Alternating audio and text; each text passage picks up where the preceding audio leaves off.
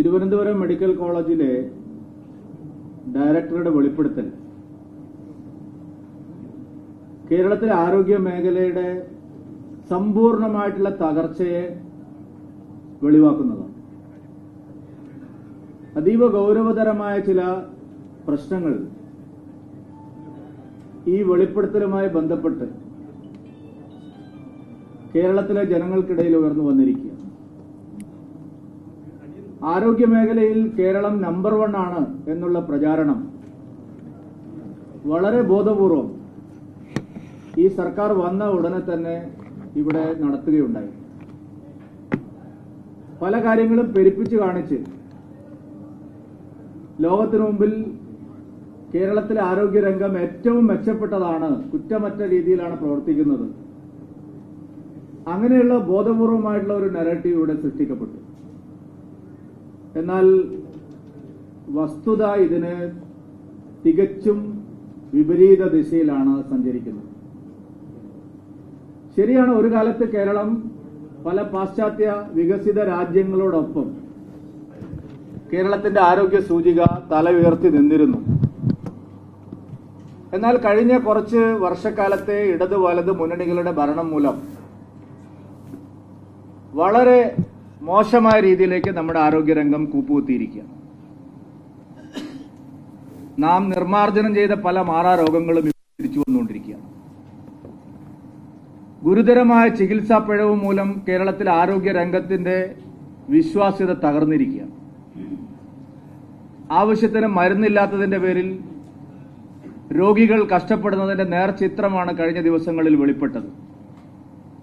മരുന്ന് മാത്രമല്ല, ശസ്ത്രക്രിയാ ഉപകരണങ്ങൾ പോലും സർക്കാർ ആശുപത്രികളിൽ പോകുന്ന ദാരിദ്ര്യരേഖയുള്ള താഴെയുള്ള സാധാരണക്കാർ വാങ്ങേണ്ട ഗതികേടിലാണ്. സർക്കാർ മെഡിക്കൽ കോളേജ് മുതൽ പ്രാഥമിക ആരോഗ്യ കേന്ദ്രം വരെ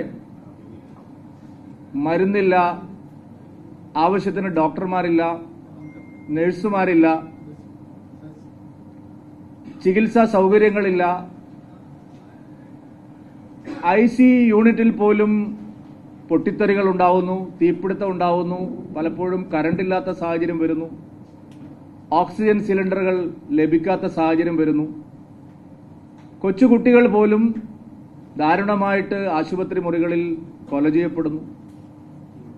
ഇതൊക്കെയാണ് ഇപ്പോഴത്തെ കേരളത്തിന്റെ ആരോഗ്യരംഗത്തെ സവിശേഷതകൾ.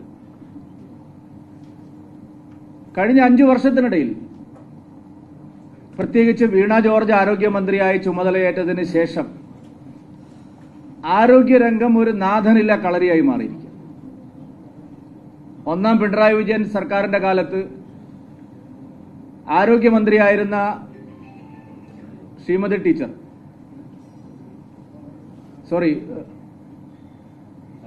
ശൈലജ ടീച്ചർ മാറിപ്പോയത്, അവരുടെ ആദ്യത്തെ വാഗ്ദാനങ്ങളിൽ ഒന്ന് തന്നെ സർക്കാർ ഡോക്ടർമാരുടെ പ്രൈവറ്റ് പ്രാക്ടീസ് നിരോധിക്കും എന്നുള്ളതായിരുന്നു. ഇന്ന് കേരളത്തിൽ ഒരു മാധ്യമവും ഒരു സാമൂഹ്യ പ്രവർത്തകനും ആ വിഷയം ചർച്ച ചെയ്യുന്നേയില്ല. കേരളത്തിൽ ഏതാണ്ട് 40% സർക്കാർ ഡോക്ടർമാർ ലീവ് എടുത്ത് പ്രൈവറ്റ് പ്രാക്ടീസ് ചെയ്യുന്നു എന്നാണ് പറയുന്നത്. 9.5 വർഷം കഴിഞ്ഞിട്ടും പ്രൈവറ്റ് പ്രാക്ടീസ് ചെയ്യുന്ന സർക്കാർ ഡോക്ടർമാരെ തിരിച്ചെത്തിച്ച് സർക്കാർ സർവീസിൽ ജോലി ചെയ്യിപ്പിക്കാൻ ഈ സർക്കാരിന് കഴിഞ്ഞില്ല എന്നുള്ളതാണ് സത്യം. 2016 അതേ സ്റ്റാറ്റസ് ആണ് സർക്കാർ ഡോക്ടർമാരുടെ പ്രൈവറ്റ് പ്രാക്ടീസിന്റെ കാര്യത്തിൽ ഇപ്പോഴും ഉള്ളത്.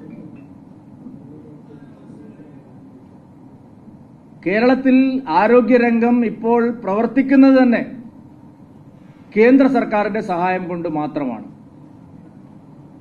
സംസ്ഥാന ഗവൺമെന്റ് ബജറ്റിൽ വലിയ പ്രഖ്യാപനങ്ങൾ നടത്തുകയും എന്നാൽ പ്രഖ്യാപിച്ച തുക മുഴുവൻ വെട്ടിച്ചുരുക്കുകയും ചെയ്യുന്ന ദയനീയമായ ചിത്രമാണ് നമ്മുടെ മുമ്പിലുള്ളത്. കേരള ഗവൺമെന്റ് എല്ലാ കൊല്ലവും ബജറ്റിൽ വലിയ വലിയ പ്രഖ്യാപനങ്ങൾ നടത്തും. മെഡിക്കൽ കോളേജിന് ഇത്ര മാറ്റിവെക്കും, താലൂക്ക് ആശുപത്രികൾക്ക്, ജില്ലാ ആശുപത്രികൾക്ക്, പ്രാഥമിക ആശുപത്രികൾക്ക് എല്ലാം മാറ്റിവെക്കുമെന്നുള്ള പ്രഖ്യാപനം നടത്തും. പക്ഷെ അതിന്റെ 4/1 തുക പോലും സർക്കാർ ചെലവഴിക്കുന്നില്ല. പ്രഖ്യാപനങ്ങൾ മാത്രമായിട്ട് അത് ഒതുങ്ങുന്നു. എല്ലാത്തിന്റെയും കണക്കുകൾ ഞങ്ങളുടെ കയ്യിലുണ്ട്. ഏറ്റവും ഗൗരവതരമായിട്ടുള്ള വിഷയം കേന്ദ്ര സർക്കാർ കൊടുക്കുന്ന പണം നാഷണൽ ഹെൽത്ത് മിഷൻ വഴിയും അല്ലാതെയും കേരളത്തിന് കൊടുക്കുന്ന പണം ചെലവഴിക്കപ്പെടാതെ പോകുന്നു ഈ സാഹചര്യത്തിലും എന്നുള്ളതാണ്.